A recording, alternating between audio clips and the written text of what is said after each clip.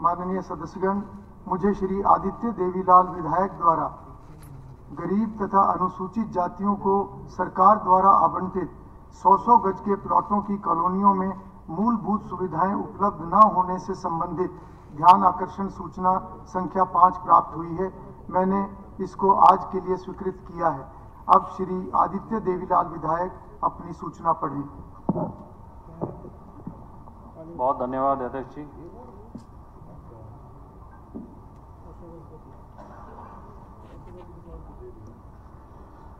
मैं इस महान सदन का ध्यान एक अति लोकहित के विषय की ओर दिलाना चाहता हूं। महोदय, इस सरकार ने और पिछली सरकारों ने विभिन्न आवास योजनाओं के तहत गरीब एवं अनुसूचित वर्ग के लोगों के लिए 100 गज के प्लॉट आवंटित कर गांवों में व शहरों में कॉलोनियां काटी थी, लेकिन इन कॉलोनियों में बिजली, पानी, सड़क, स्कूल व स्वास्थ्य जैसी मूलभूत सुविधाओं की भारी कमी है।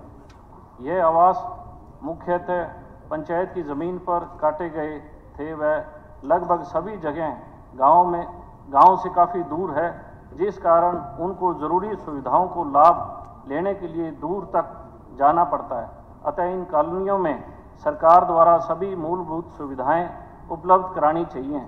इस गंभीर मुद्दे पर सदन में चर्चा होना बहुत ज़रूरी है, क्योंकि हरियाणा के लोगों में सरकार के प्रति भारी रोष है। अध्यक्ष जी, सप्लीमेंट्री साथ ही करूं बाद में? पहले मंत्री जी अपना।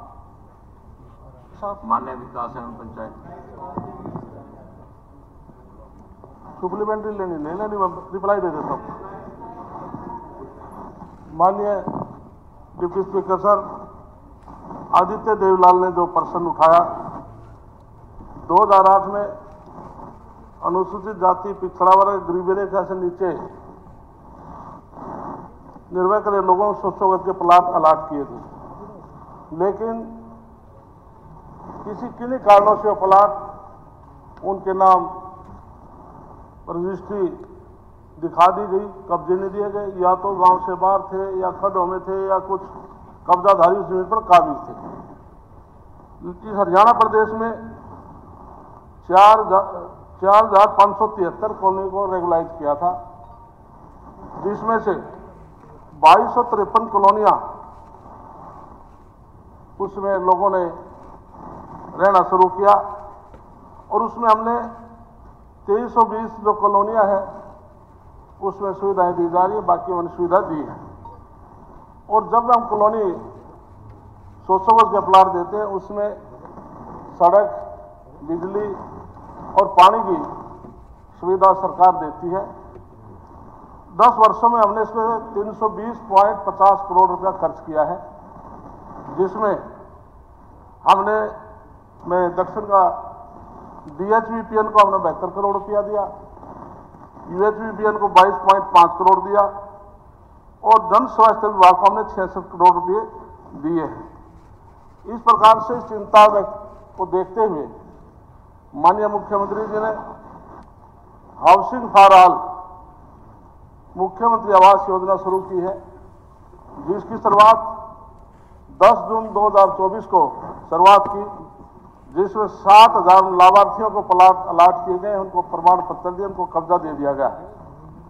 इसी प्रकार से हाउसिंग फॉर ऑल जो हम प्लाट देने जा रहे हैं, हम जो महाग्राम है उसमें हम 50 गज का देंगे, बाकी जो विलेज है उसमें हम 100 गज का हम प्लाट सरकार की तरफ से देने जा रहे हैं। इसलिए सरकार चिंतित है। इसके लिए हमने एक टास्क फोर्स बनाई है, जिसमें BDPO उसका हेड होगा, और उनके साथ DHBPN, UHBPN के SDO उनके साथ होंगे, जन स्वास्थ्य विभाग का SDO उनके साथ होगा। जो नीचे से जो रिपोर्ट आएंगी, हम समय समय पर उनको हम सुविधा देते रहेंगे। Deputy speaker sir. Aditya ji. माननीय स्पीकर साहब, सर्वप्रथम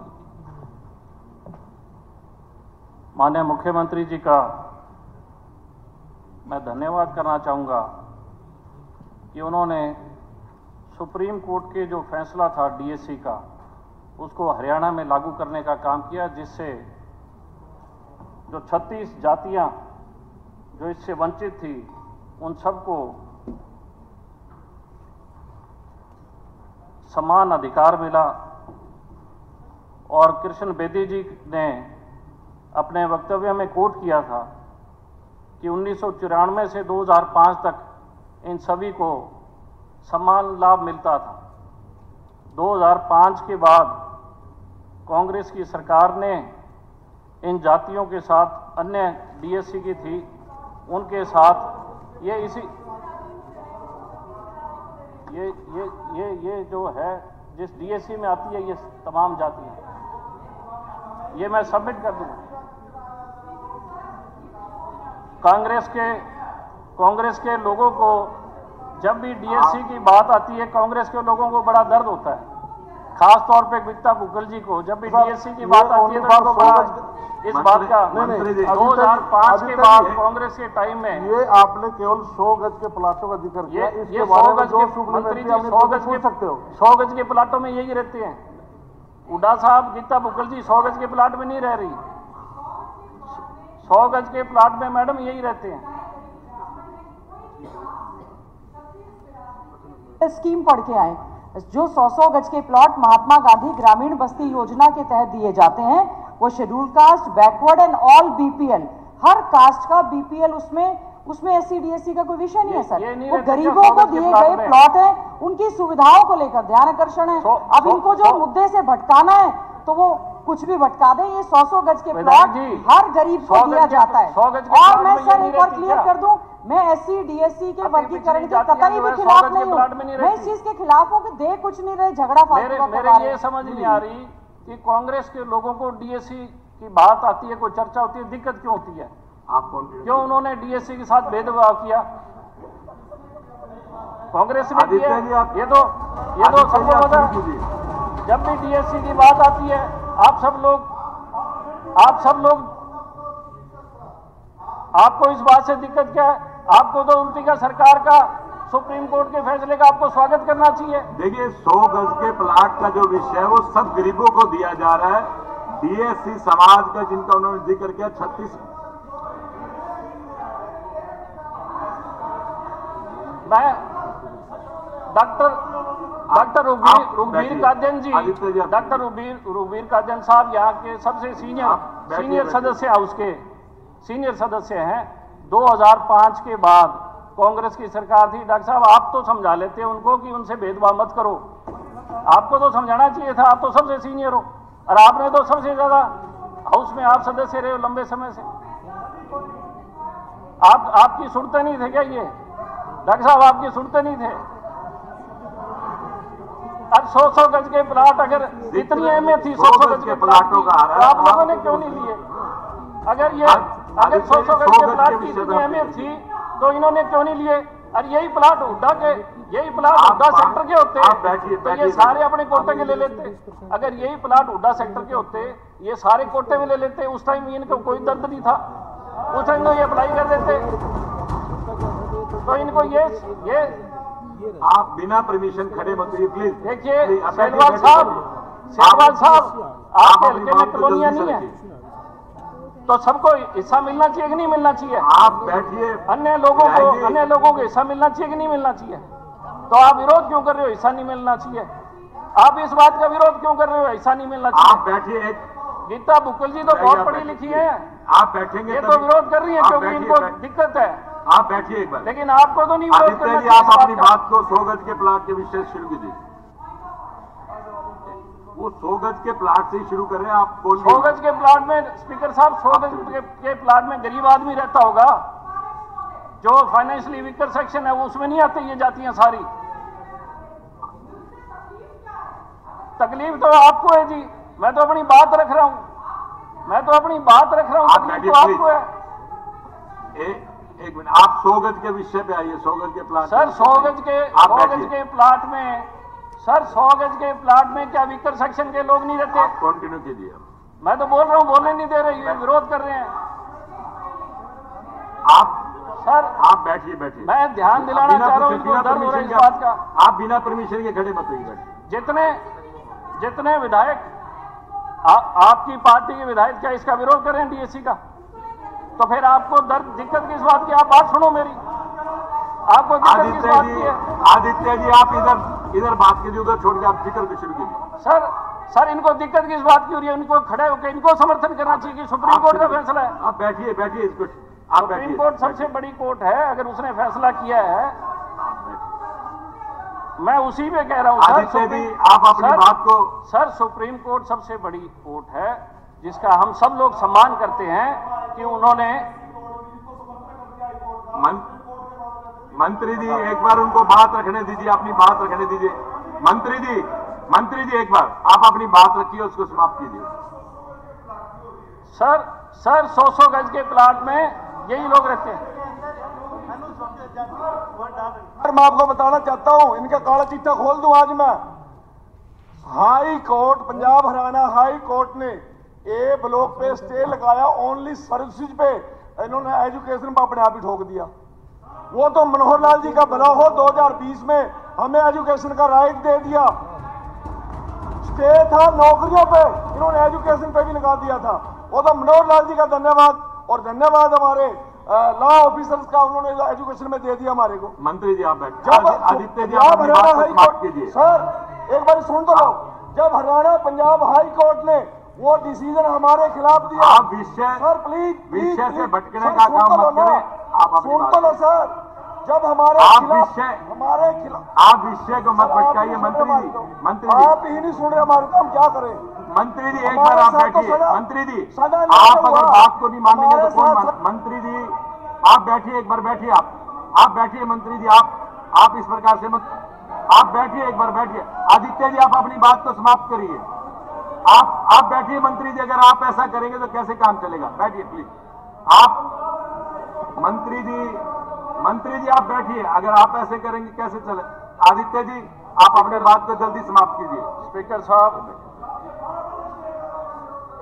साहब जो हरियाणा के लोगों के हित का कार्य है उसके सराहने में कोई दिक्कत नहीं है, और हम सब लोग तो शुरू दिन से ही चौधरी देवीलाल जी, चौधरी ओम प्रकाश चौटाला जी ने हर जाति विशेष को बराबर हिस्सा देने का काम किया, कहीं भेदभाव नहीं किया।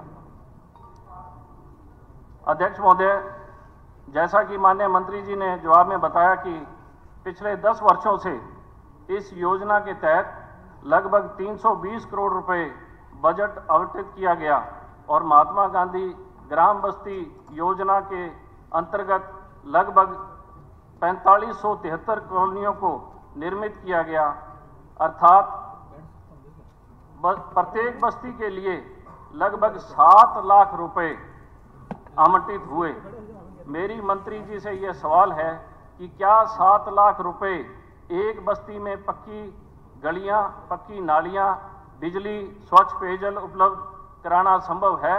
अगर नहीं तो इन बस्तियों के लोगों को से भेदभाव क्यों हो रहा है, और क्या सरकार की इन बस्तियों के लिए पर्याप्त बजट बढ़ाने का प्रावधान विचाराधीन है? मंत्री जी। हाँ जी आदित्य जी, मेरे पास पूरे प्रदेश का डाटा है, मैं आपका सरसा बता देता हूँ। आपके सरसा में 269 कॉलोनी है, जिसमें 173 कॉलोनियों का सुविधाएं उन्हें प्रदान की है, 156 की हम सुविधाएं दे रहे हैं। और आपको विश्वास दिलाते कि पूरे प्रदेश में माननीय मुख्यमंत्री ने ऑल फॉर हाउसिंग के तहत जो फैसला लिया है, हमने फर्स्ट फेज में 1000 गाँव की पंचायतों के प्रस्ताव भी आ चुके हैं कि हम प्लाट देने को तैयार हैं। और बीजेपी के मैनिफेस्टो में कि हम 5 लाख इस योजना में प्लाट देने जा रहे हैं, और 2 लाख की हमने तैयारी शुरू कर दी है। मकान देंगे और उसमें बिल्कुल नहीं उसमें अर्बन में हम 30 मीटर गज का, महाग्राम में 50 गज और विलेज में 100 गज का प्लाट देने जा रहे हैं। इस प्रकार जैसे आपने कहा कि हम इंश्योर करते हैं कि पूरे प्रदेश में जो कॉलोनियां हैं हम उनको जो निर्मित किए हैं हम उनको सड़क, पानी और बिजली पूर्ण रूप से देंगे। हमने बजट बढ़ाने की आवश्यकता पड़ी तो मैं माननीय मुख्यमंत्री से कहूंगा हम उसमें कोई कंजूसी नहीं बरतेंगे। जी बोलिए। ठीक है सर, 100 गज के प्लाट की चर्चा ही उनमें सुविधा देने की बात है। आमतौर पे देखा जाता है कि जहां पर पंचायत लैंड है ना, कई गांव में बहुत दूर है, वहां पे कॉलोनियां कट जाती हैं जहां सुविधा नहीं हो पाती, ना गली की, ना पानी की, ना उसकी। तो मेरा एक सुझाव है मंत्री जी कि जिन गांव के पास गांव के साथ लगती जमीन नहीं है, चाहे तबादला करके भी किसी से दिया जाए, गांव के साथ लगती जमीन पे 100 गज दोगे तो वहां रह भी लेंगे, और नहीं तो ऐसी पड़ी रहेंगी, कुछ बेच के चले जाते हैं। आज भी गांव में आप देखोगे बहुत गांव ऐसे हैं जहां ये है। मेरा ये सुझाव है कि इस गांव के साथ लगती जमीन लेकर उन पे ये प्लाट काटे जाएं, जो सबके लिए ठीक। हमारे अशोक कुमार अरोड़ा बहुत ही सीनियर मेरे साथी हैं, दोस्त हैं, मेरे रिश्तेदार हैं, दोस्त क्या है, तो इसलिए जो आप रिश्तेदार में छोरी दे रखी है, हमारी लड़की इनका है पानीपत से, रिश्तेदार है पंडित जी।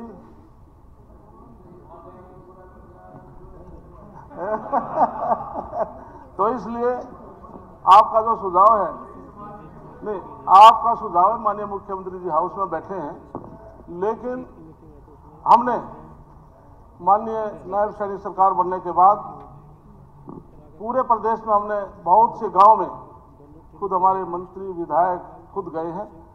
जो कब्जा नहीं था, रजिस्ट्री नहीं दी गई थी, केवल वो खाली एक सर्टिफिकेट दिया गया था, हमने सबकी रजिस्ट्री करवा कर जो कब्जा देकर गांव में बिठाने का काम किया है। जो कॉलोनी रेगुलाइज की है हम पूर्ण रूप से उनको स्थापित करेंगे, और जो आपका सुझाव है सदन के नेता सुनी रहे। बोलिए।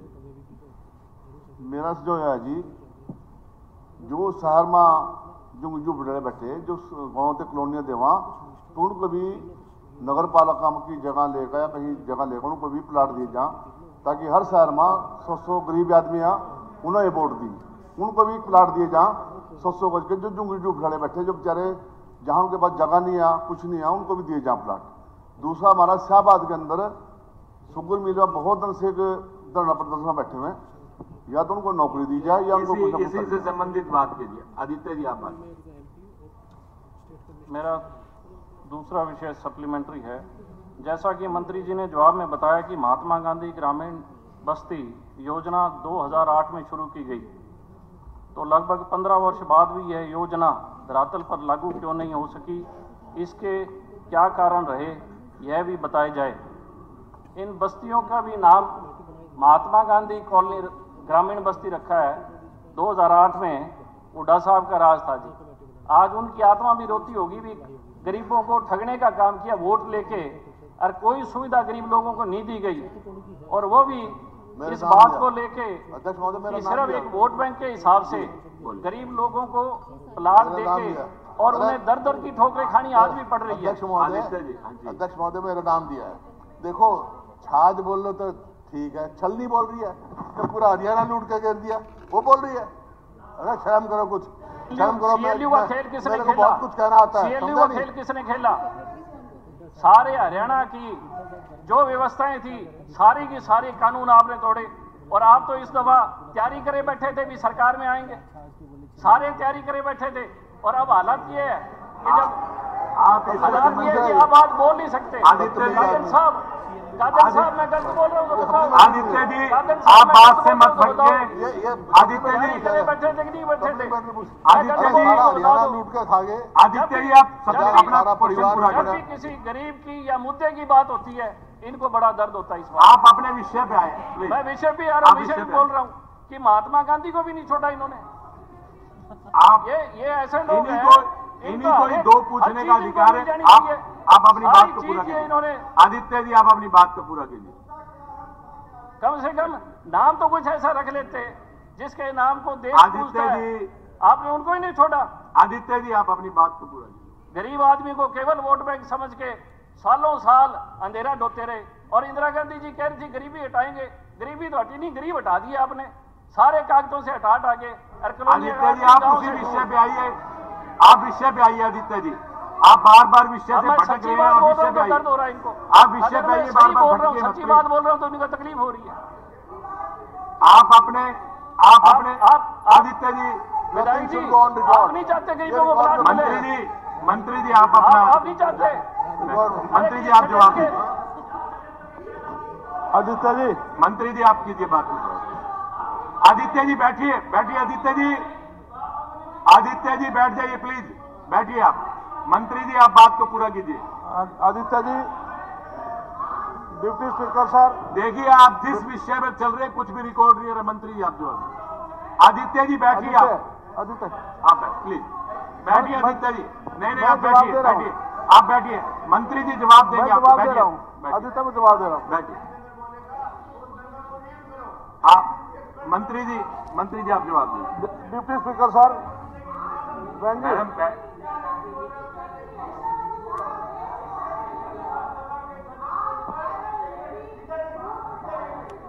आप एक बार बैठ।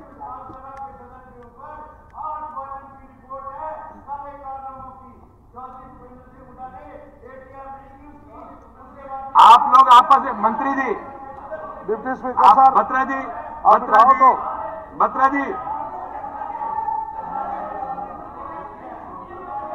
जी बैठिए। आदित्य जी आप बैठिए, आदित्य जी बैठिए आप, आदित्य जी बैठिए आप। मंत्री जी आप, डिप्टी स्पीकर सर, मैंने आप बैठिए, बैठिए प्लीज। मंत्री जी जवाब दे रहे हैं, आप बैठिए। मंत्री जी आप बैठिए, बैठिए। मैंने मुकल आप बैठिए प्लीज, आप बैठिए, आप जवाब, आप बैठिए।